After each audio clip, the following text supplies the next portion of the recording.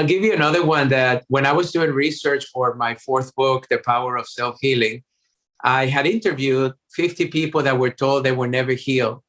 And they were sharing with me what healed them. Some of them were my patients, other ones were other people's patients. But one of the things that I found very interesting is the fact that the people that healed knew exactly with clarity what they wanted. I have found that a lot of times people don't spend enough time thinking about what they really want in life, what they really want in this moment, what they want for themselves and their health, what they want in their relationships, what they want in their careers or jobs, what they want in their community life, what they want in their social life, etc. So a dear friend of mine is a guy named Brian Tracy.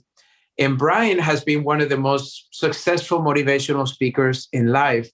And Brian teaches that we must write our goals every single day, not once a year, not once a quarter, not once a month, but every single day. We have to know exactly what we want to accomplish in that day. Another way that I teach it is when I was 16, I came close to dying. And ever since that day, I learned a principle to live every day like if it's your last. And I truly live like that. Mm-hmm. I go to sleep at night, not expecting to wake up. And I wake up not expecting, expecting to really have one more day to contribute. So imagine this. If all of a sudden you think that tomorrow is your last day, what would you put in that paper as to the things you want to accomplish that day?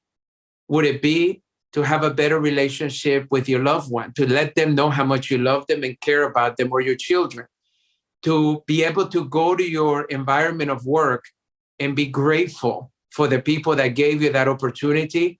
Or perhaps if you're the boss and the owner, that you're going to be grateful for all the employees that support your vision so you can have this very successful business. And if you're still hanging out to somebody that you haven't forgiven, would you call them and say, you know what, I forgive you? Or even if they're not here, would you just let go of that anger, frustration, resentment, which is killing you inside? We know that now. All those emotions change the chemistry of our bodies. So one of the things to do is to really live every day like if it's your last, and start thinking about, if it's my last day, what would I do differently? And number two, write down specifically the 3 or 5 things that need to happen that day for you to feel like you were productive, for you to feel that that day mattered. Because during the pandemic, one of the interesting statistics is that the average person was watching over 10 hours of television a day. No. Oh my God. We have been averaging 4 to 5 hours over the last 10 years, but it more than double because people were binging. You know, they were sent home. They could not go to work. Some people took that as a vacation that lasted 2 years, right? And some people are still there.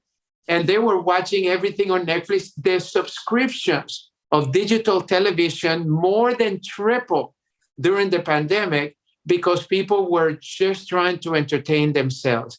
They were trying to escape the reality of the challenges that the pandemic caused in our lives, whether we're financial, relationship-wise, or whatever. And to me, is your day really a day that was productive by you spending all that time watching television? I don't have any problem in you entertaining yourself if there's a show that you like or a movie you want to watch, but there is so much to do every single day to contribute to life. And that joy of contribution is what makes you happy.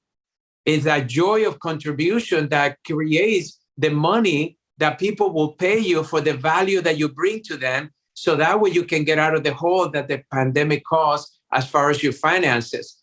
But if you want to have a pity party, if you want to get into that victimized mentality, if you want to escape the reality, then unfortunately, you're going to end up watching more TV than you need to, overeat more than you need to, and not move your body because you're going to be stuck to that couch or that bed instead of getting out there and even doing jumping jacks and sit-ups or push-ups in your own living room just to get your body moving.